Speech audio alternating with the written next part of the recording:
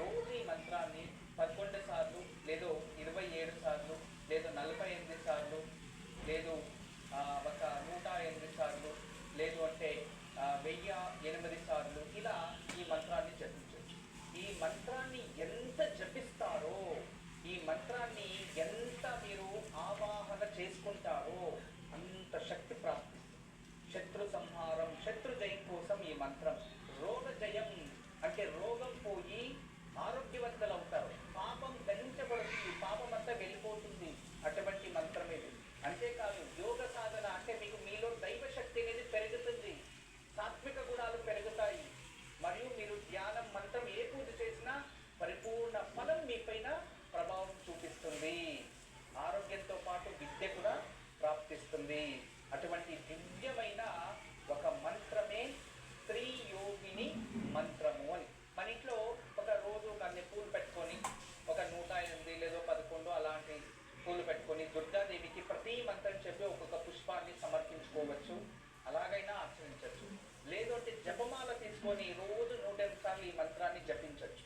ఉదయం కానీ సాయంత్రం కానీ 2 సమయంలో కూడా దీన్ని ఆచరించవచ్చు. మధ్యాహ్నిక వేళ చేయకూడదు. సూర్యోదయ సమయం మంచిది, లేదా సూర్యాస్తమైన సమయం మంచిది. తూర్పు దిశకి కూర్చోవాలి.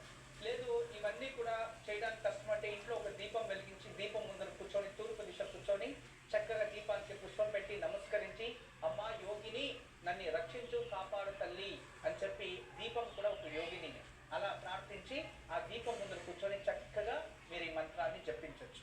మంత్రం కాస్త పెద్దగానే ఉంటుంది, కానీ చాలా శక్తియుతమైనది. ఇప్పుడు మీకు తెలియజేస్తాను. ఈ మంత్రాన్ని చక్కగా వింటూ దాని ఒక ఫోటో తీసుకోండి, ఏదో వీడియో తీసుకోండి. ఇది చాలా ఉపయోగం అవుతుంది. చాలా శక్తియుతమైన మంత్రము. దీన్ని చిన్నవారు, పెద్దవారు, స్త్రీలు, పురుషులు అందరూ ఈ మంత్రాన్ని జపించవచ్చు. ఈ మంత్రం ఒకటి ఉంటే మీ జీవితంలో మీకు అన్నీ ప్రాప్తించినట్టే. ఎందుకంటే ఎన్నో సమయాల్లో, ఎన్నో సందర్భాల్లో ఎన్నో ఆచరించాలి అనుకుంటాం. అవన్నీ ఆచరించడానికి అవ్వదు కొన్ని సందర్భాల్లో. అందువలన ఈ మంత్రం ఒకటి మీ దగ్గర ఉంటే మీ దగ్గర ఒక పెద్ద ఆయుధం ఉన్నట్టే. గుర్తుంచుకోండి, ఎప్పుడు మిమ్మల్ని రక్షిస్తూ ఉంటుంది. ఈ మంత్రాన్ని మీరు నేర్చుకోండి, మీ ఇంట్లో ఉన్న వాళ్ళకి నేర్పించండి, మీ పిల్లలకి నేర్పించండి. దీన్ని ప్రతిరోజు అభ్యాసిస్తూ ఉంటే వాళ్ళ జీవితంలో కష్టాలనేవే ఉండవు. అటువంటి గొప్ప మంత్రం ఈ మంత్రం. శోకహారిణి అంటే ఆలోచించండి.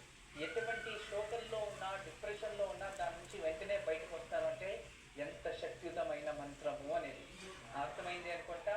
ఈ మంత్రాన్ని చక్కగా రాసుకోండి. ఓం ఘోర రూపిణి సర్వవ్యాపిని మహాయోగిని పాపం శోకం రోగం హర విపక్షం ఛేదయ యోగం మయ్యా పర్య అపర్య స్వాహ. ఈ మంత్రాన్ని చక్కగా మీరు రోజుకి 21 సార్లు, లేదో 27 సార్లు, లేదో 36 సార్లు, లేదో 48 సార్లు, లేదో 72 సార్లు, లేదో 108 సార్లు ఈ మంత్రాన్ని జపిస్తూ ఉంటే మీకు మహాయోగం ప్రాప్తిస్తుంది. మీ జీవితంలో అన్ని క్షణాల్లో, అన్ని కాలాల్లో, అన్ని సందర్భాల్లో మీకు విజయం ప్రాప్తిస్తూనే ఉంటుంది. రోజు ఈ మంత్రాన్ని జపించడం మొదలు పెట్టండి. చూడండి మీ జీవితంలో ఎటువంటి దివ్యమైన మార్పు వస్తుంది అనేది మీకే